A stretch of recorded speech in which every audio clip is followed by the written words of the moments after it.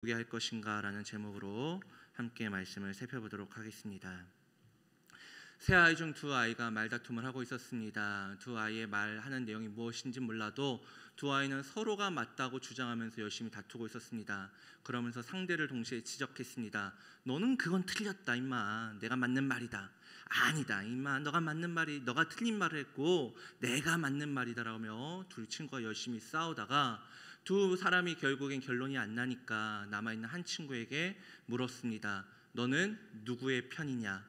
사실은 이 질문은 조금은 잘못된 질문입니다. 왜냐하면 누가 맞느냐, 누구의 말이 합당하냐, 누가 틀린 말을 하고 있느냐라고 물어야 되는데 누구의 편이냐라고 편가르기를 하고 있기 때문입니다.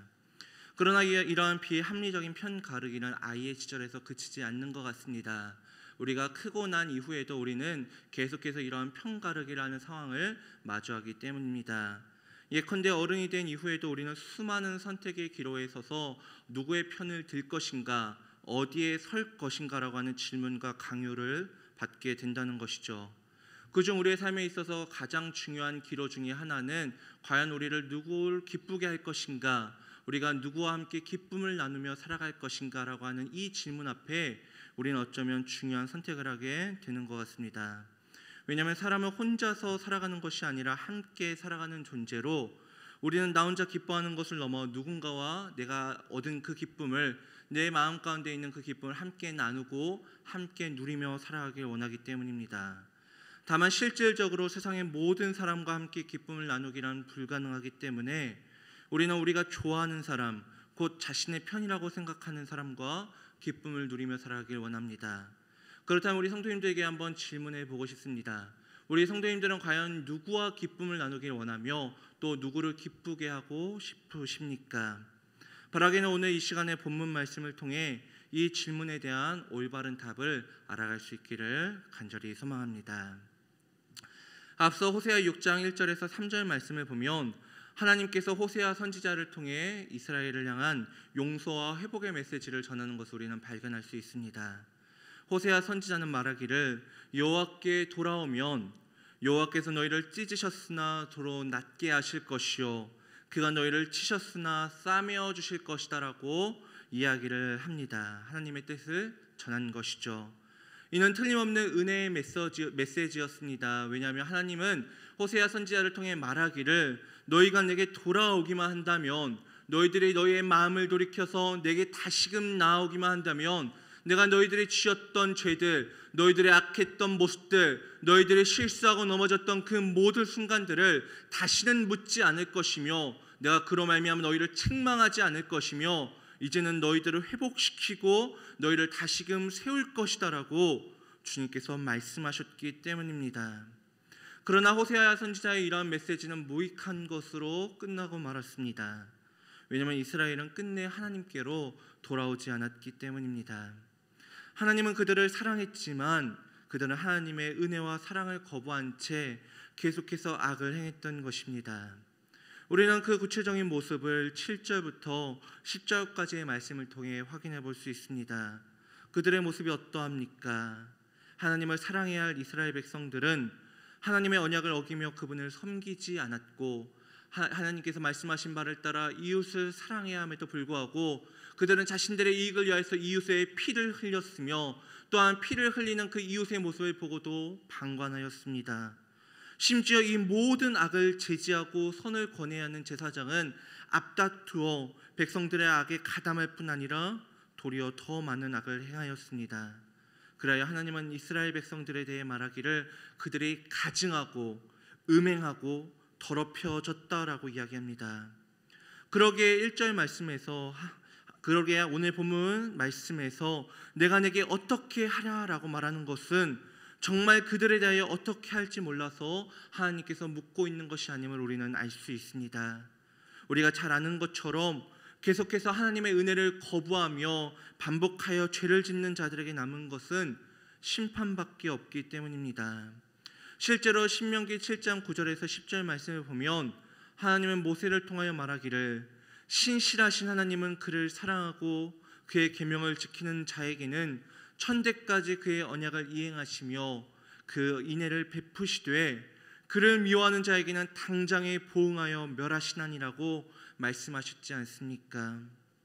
그럼에도 하나님께서 그들에 대해 내가 내게 어떻게 하랴라고 물으시는 이유는 과연 무엇 때문입니까? 어떤 이들은 하나님께서 이처럼 말씀하시는 이유가 그분의 분노 때문이라고 이야기합니다.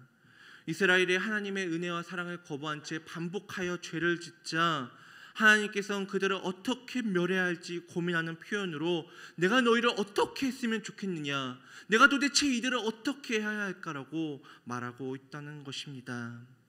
물론 이스라엘 백성들의 모습을 떠올려 보면 신명기의 말씀을 통해 살펴본 것처럼 당장이라도 하나님의 심판을 받아 마땅했습니다. 그러나 하나님께서 그들을 포기한 채 멸하기로 작정하셨다면 6절 말씀처럼 나는 인애를 원하고 제사를 원하지 아니하며 번제보다 하나님을 아는 것을 원하노라라고 말씀하시지 않았을 것입니다. 왜냐하면 이 말씀 속에는 이스라엘의 어떠함을 알면서도 그럼에도 그들이 돌아오기를 바라는 하나님의 그 간절한 마음이 이 말씀 속에 담겨 있기 때문입니다. 그렇다면 하나님께서 이스라엘 향해 내가 내게 어떻게 하랴라고 말씀하시는 이유는 과연 무엇 때문입니까? 이는 하나님께서 이스라엘 백성들, 곧 자신의 백성들이자 자신의 그 자녀인 그들을 너무나도 사랑하셨기 때문입니다. 끝까지 그들을 사랑했지만 끝내 하나님을 사랑하지 않는 저들을 향한 처절한 아픔과 실망이 이 짧은 탄식 속에 담겨 있다는 것이죠. 하나님께서 이스라엘 백성들에게 이처럼 사랑을 요구하시는 것은 사실 너무나도 정당한 것이었습니다. 왜냐하면 이스라엘은 분명 약속하기를, 하나님 앞에 맹세하기를 우리가 하나님을 사랑하고 섬길 것을 약속했었기 때문입니다. 그러나 하나님만을 사랑하겠다던 그 약속과 사랑의 모습은 해가 뜨면 쉬이 사라지는 아침 구름과 같이, 그리고 이슬과 같이 온데간데 없이 사라졌습니다. 이제 그들에게 남은 것은 무엇입니까?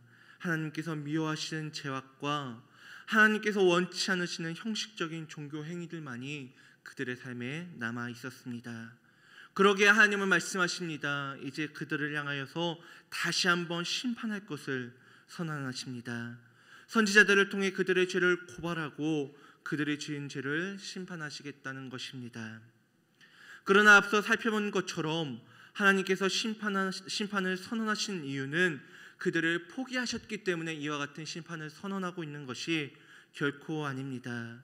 왜냐하면 하나님은 그들을 향한 심판을 선언하시면서도 그들을 향한 그 자신의 마음을, 그 사랑의 마음을 버리지 못했기 때문입니다. 이러한 하나님의 마음은 6절에서 두 가지로 표현되고 있습니다. 그것은 바로 하나님께서 그들에게 인애를 원하신다는 것이며, 다른 하나는 그들이 하나님을 알기를 원하신다는 것입니다. 죄악을 행하는 그들에게, 여전히 죄악 가운데 있는 그들에게 하나님은 내가 너희들이 인애를 품기를 원한다, 내가 너희가 하나님의 알기를 원한다라고 끊임없이 외치고 계신다는 것이죠. 그렇다면 하나님께서 그들에게 인애를 원하신다는 것은 어떠한 의미를 담고 있습니까? 이는 그들이 하나님을 사랑하기를 원하신다는 것입니다. 4절 말씀을 통해 살펴본 것처럼 하나님의 이스라엘을 향한 사랑은 변함없는데 이스라엘의 하나님을 향한 사랑은 아침 안개와 같이 덧없이 사라지는 이슬과 같았습니다. 그들은 하나님과의 관계에 있어서 신실하지 못했던 것입니다. 이처럼 하나님과의 관계에 문제가 생겼는데 아무리 많은 재물을 가져온다고 한들 무슨 소용이 있겠습니까? 왜냐하면 하나님께서 애초에 그들에게 바라셨던 것은 수많은 재물이 아니라 단 하나의 사랑이었기 때문입니다. 따라서 하나님은 이스라엘을 향해 형식적인 제사가 아니라 제사를 드리는 자들의 마음속에 있어야 할 바, 곧 하나님을 향한 사랑을 원한다라고 말씀하십니다. 다음으로 하나님께서 그들에게 하나님 알기를 원하신다라고 말씀하시는 것은 어떠한 의미를 담고 있습니까? 이때 알미란 단순히 지식을 의미하는 것이 아니라 경험에 근거한 알을 의미합니다. 그렇다면 단순한 지식과 경험에 근거한 알은 어떠한 차이가 있습니까? 가령 단순한 지식은 팬이 연예인에 대해 알고 있는 것과 같습니다. 팬은 인터넷을 통해 뉴스를 통해 그 연예인에 대해서 많은 것을 알고 있습니다. 그의 신상에 대해서, 키가 어떠한지, 몸무게가 어떠한지, 저 연예인이 언제 어디서 어떠한 콘서트를 하는지 지식적으로는 많은 것을 알고 또 이를 달달 외우고 있지 않습니까? 그렇다면 경험에 근거한 알미란 무엇입니까? 이는 하나님께서 우리에게 원하시는 것으로 마치 가족이 서로를 알고 있는 것과 같습니다.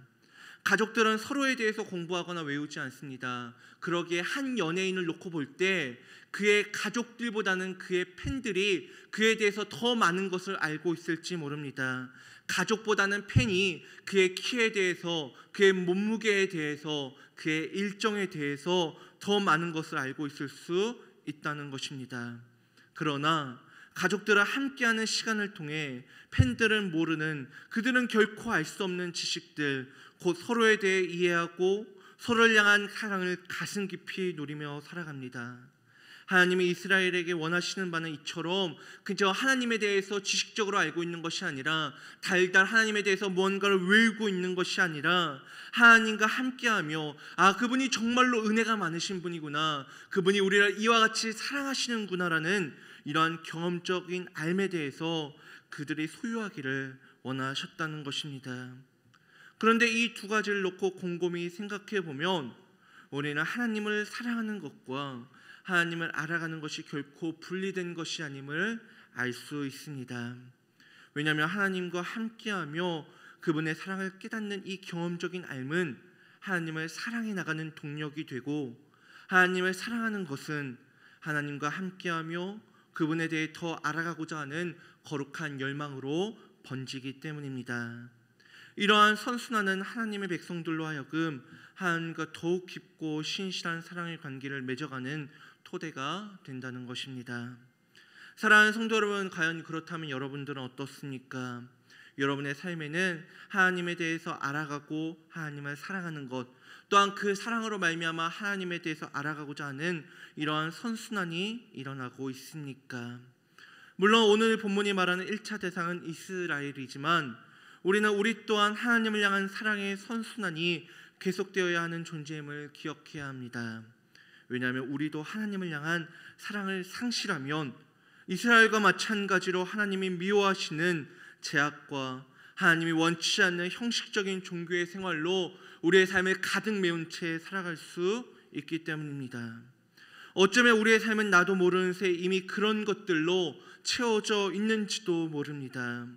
그러면서도 우리는 당장 내 삶에 하나님이 주시는 어려움이나 문제가 없다는 이유로, 또한 우리가 예배를 꾸준히 드리고 헌금을 내며 성경에 대해 많이 아는 등 경건의 모양이 있다는 이유로 나는 다른 사람이나 하나님이 보기에 나름 괜찮은 삶을 살고 있다라고 생각하고 있는지도 모릅니다. 사실 당장 하나님께서 우리를 벌하시지 않는 이유는, 책망하시지 않는 이유는 우리가 잘 살고 있기 때문이 아니라, 우리가 신앙생활을 잘 하고 있기 때문이 아니라 다시금 사랑의 관계가 회복될 날을 바라보며 기다려주고 계시는 주의 은혜 때문임을 모른 채 말입니다. 그러니 여러분, 내 삶에 아무런 문제가 없다고 하여, 하나님께서 책망하시지 않았다고 하여, 하나님께서 우리의 인생에 거대한 채찍으로 벌하지 않았다고 하여, 또한 우리의 삶 가운데 나름대로 남들에게 자랑할 만한 경건의 모양들이 형식적으로 잘 자리 잡혀 있다는 것만으로 내가 만족하는 것이 아니라 우리의 삶을 한번 진지하게 돌아보고 의심해 볼 수 있기를 바랍니다. 그렇습니다. 의심해 볼 수 있기를 바랍니다. 과연 우리의 삶에는 하나님을 향한 사랑의 마음과 이로 인해 하나님을 가까이 하고자 하는 열망의 모습이 있었습니까? 만약 없었다면 다시 한번 마음을 돌이켜 하나님께로 나아가는 여러분이 될 수 있기를 소망하며, 하나님을 향한 사랑과 열망을 이미 그 마음 가운데 가진 채 살아가고 있다면 계속해서 그 관계가 신실히 이어질 수 있기를 간절히 소망합니다. 앞서 살펴본 바와 같이 하나님은 끝까지 이스라엘을 사랑하지만 끝내 이스라엘 백성들은 그 하나님의 은혜와 사랑을 거부했습니다. 그렇다면 이스라엘이 하나님의 은혜와 사랑을 거부한 채 자신의 삶의 형식적인 종교생활과 죄악으로 가득 채운 이유는 무엇입니까? 호세아 7장 3절은 우리에게 이에 대한 단서를 제공하고 있는 것처럼 보입니다. 3절에서 우리에게 말한 바가 무엇입니까? 그 악으로 왕을 그 거짓말로 지도자들을 기쁘게 하도다라고 말하고 있지 않습니까? 우리는 이러한 내용들을 통해 이스라엘 백성들의 눈에 보이지 않는 하나님이 아니라 당장 그들의 눈에 보이는 힘 있는 자, 많은 것을 가진 자들의 편에 서서 유익을 누리고자 했구나라는 것을 생각해 볼 수 있습니다. 많은 이들이, 참으로 안타깝게도 많은 그리스도인들이 여전히 그들의 삶 가운데 눈에 보이지 않는 하나님이 아니라 그들의 눈에 보이는 어떠한 세상의 것을 의지하며 살아오자 하지 않습니까? 그렇다면 이들이 가까이 하고자 했던 왕과 지도자들은 어떤 이들입니까?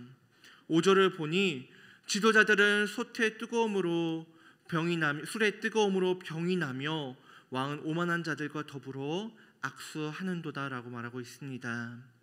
지도자들은 몸에 열이 나며 마침내 병이 날 때까지 술을 마시는 나태한 자들이었으며 왕은 오만한 자들을 가까이하는 왕인이었다는 것입니다.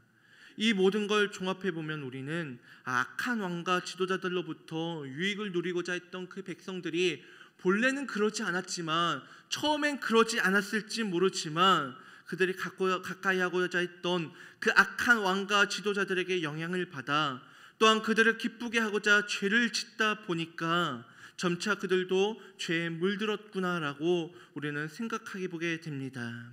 실제로 성경을 통해 이스라엘 역사를 보면 많은 악한 왕들로 인해 이스라엘 전체가 하나님의 심판을 받곤 하지 않습니까? 그러나 우리가 이스라엘 백성들의 죄악의 원인을 악한 지도자의 탓으로 돌릴 때, 악한 왕들로 인해 그들이 물들어서 본래는 그렇지 않았지만 그렇게 될 수밖에 없었구나라고 생각할 때 우리에게 반대로 이해되지 않는 것이 생기기 시작합니다.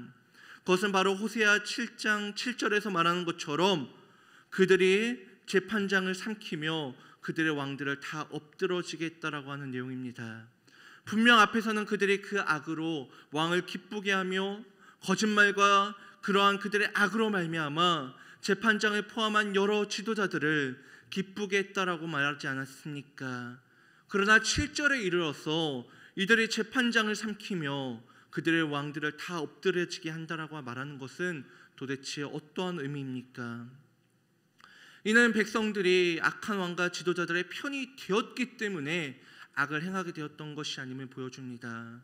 4절에서 말하는 것처럼 하나님을 떠나 우상을 숭배하던 이 간음의 문제는 왕과 지도자들에게만 해당하는 것이 결코 아니었습니다. 간음의 문제는 이스라엘 백성들 모두에게도 해당하는 것이었습니다. 따라서 왕이나 지도자나 백성들 모두 하나님 앞에 간음한 자들로 어쩌면 그들은 같은 편에 서 있는 것처럼 보입니다. 하지만 왕과 지도자들을 기쁘게 하기 위하여 악을 행하다가도 자신들이 따르던 왕과 지도자들을 폐하는 그들의 모습은 그들의 왕과 지도자들의 편이 아니라 그들 자신의 편이었음을 보여줍니다. 그리하여 이스라엘 백성들은 자신들에게 이득이 되는 자들의 편에 붙어 악을 행하다가도 자신에게 도움이 되지 않으면 다른 지도자들과 왕을 옹이하며 계속해서 악을 이어갔고, 또한 자신들의 유익을 위해 하나님과 우상을 겸하여 섬기는 일들도 거리끼지 않았던 것이죠.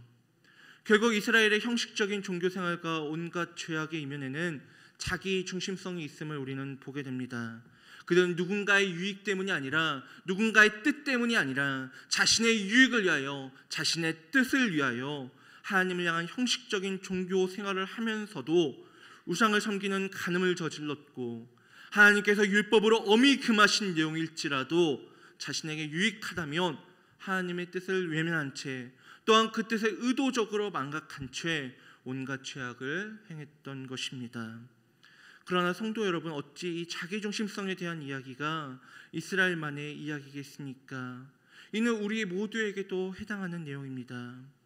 그래야 예수님은 이웃사랑에 대하여 말씀하실 때 우리가 이처럼 우리마다 저마다 이 자기중심성을 갖고 있기에 주님은 이웃사랑에 대하여 말씀하시기를 다른 누군가를 빗대어 이웃사랑을 말씀하시는 것이 아니라 너 자신과 같이 이웃을 사랑하라고 말씀하셨지 않습니까? 또한 주님께서 자신의 백성이 자신의 제자가 되고자 하는 자들을 향하여서, 자신을 따라오고자 하는 자들을 향하여서 무엇이라 말씀하셨습니까? 자기를 부인하고 자기 십자가를 지고 나를 따를 것이니라 라고 말씀하셨지 않습니까? 이처럼 자기중심성은 우리 모두에게 있는 것이지만 그렇구나, 우리는 자기중심적으로밖에 살아갈 수 없구나, 나의 유익을 위하여 나의 행복을 위하여 때때로 우리가 선택하고 내가 원하는 것을 위하여서는 때때로 악을 행할 수 있구나, 이것이 마땅하구나라고 결론을 내리기 이전에 우리는 이에 대해서 다시 한번 생각해 봐야 합니다. 우리가 내 안에 있는 자기중심성을 따라 나는 내 편이며 내게 도움이 되는 사람과 함께하는 것이야말로 세상을 살아가며 참된 기쁨을 누리는 비결이라고 말하는 것이 과연 우리의 인생에 있어서 정답이 맞습니까? 물론 우리가 우리에게 기쁨을 주는 자들, 우리에게 도움이 되는 자들과 함께하는 것은 당장 우리에게 도움이 되고 기쁨을 주는 것이 맞습니다. 그러나 우리가 그들을 우리의 기쁨의 비결로 삼을 때 그들과 함께해야지 내가 참된 기쁨을 얻을 수 있다, 그들과 함께해야 내게 도움이 되는 자들, 내게 유익이 되는 자들, 내게 무언가를 줄 수 있는 자들과 함께할 때, 그들과 기쁨을 나누고 그들과 함께할 때야 우리가 참된 만족을 누릴 수 있다라고 생각하며 살아갈 때 우리가 생각하는 이 행복은 언제든지 깨질 수 있는 것입니다. 왜냐하면 우리가 우리의 유익에 따라, 우리의 편의에 따라 누군가를 선택하고 때때로 그들을 떠나는 것처럼 그들 또한 우리를 언제든지 떠날 수 있기 때문입니다. 그러나 하나님은 어떻습니까? 사랑과 은혜가 많으신 하나님은 오늘 본문을 통해 확인한 것처럼 우리와 늘 함께 하십니다. 우리가 연약함에도 불구하고, 우리가 완악함에도 불구하고, 하나님의 편에 돌아서지 못하였는데 끝까지 죄악 가운데 거함에도 불구하고 끝까지 우리를 포기하지 않으시며 내가 너희를 향해서 인애를 원한다, 너희들이 나에 대해서 알아가기를 원한다라며 끝까지 우리를 향한 사랑을 포기하지 않으시는 그분에 대한 말씀을 우리가 오늘 말씀을 통해 확인하였지 않습니까? 따라서 우리는 우리 안에 우리를 끊임없이 자극하는 이 자기중심성을 내려놓고 하나님을 기쁘시게 하며 하나님과 기쁨을 나눌 때 우리의 자기중심성이 외치는 바를 따라 내게 도움이 되는 자, 나와 함께하면 유익이 되는 자, 내가 뭔가 나에게 챙겨줄 수 있는 자들과 내가 가진 기쁨을 나누는 것이 아니라 나와 끝까지 함께 하시며 나를 사랑하시는 주님과 내 안에 있는 기쁨을 나누기 시작하고 주님과 함께 기쁨을 추구하기 시작할 때 우리는 비로소 우리 인생 가운데 참된 만족과 행복을 누리며 살아가게 됩니다. 그렇다면 우리가 하나님을 기쁘시게 하며 하나님과 기쁨을 나누는 방법이란 과연 무엇이란 말입니까? 사실 이는 우리가 앞서 살펴봤습니다. 그것은 바로 우리가 형식적인 종교활동에서 벗어나 하나님을 향한 사랑의 마음을 가지고 주님께로 나오는 것, 이 예배 자리에 나올 때 우리가 단 몇 분이라도 주님께 예물을 드릴 때, 또 우리가 함께 모일 때 그저 형식적으로 모이는 것이 아니라 주님, 내가 주님을 향한 사랑의 마음을 가지고 이 자리에 나가길 원합니다. 아버지, 형식적으로 드리는 것이 아니라 내 마음 가운데, 이 예물 가운데 주님을 향한 이 사랑의 마음을 품고 아버지 드릴 수 있길 원합니다라며 형식적인 신앙생활에서 탈피하여 주님을 향한 사랑의 마음을 품는 것, 그리고 주님과 함께하며 주님의 사랑과 그 은혜에 대해서 알아가는 것이 우리 주님께서 우리에게 바라시는 바이며 우리가 주님과 함께 기쁨을 나누는 비결이 있지 않습니까? 바라기는 우리 마음 가운데 끊임없이 자극하는 이 자기중심성을 따라 나를 기쁘게 할 만한 것, 내게 도움이 될 만한 것, 세상에서 많은 힘을 가지고 있고 아버지 잘나 보이는 그 무언가를 택하여 그들과 기쁨을 나누기 위하여서, 그들에게서 비로소 기쁨을 얻어내기 위하여서 고군분투하며 살아가는 것이 아니라 우리의 참된 기쁨이요 만족의 비결이 되시는 주님과 함께하며 살아가는 우리 사랑하는 성도님들 될 수 있기를 간절히 소망합니다. 이 시간에는 오늘 들은 말씀 기억하며 찬송가 270장 변찮는 주님의 사랑과 우리 함께 찬양하겠습니다.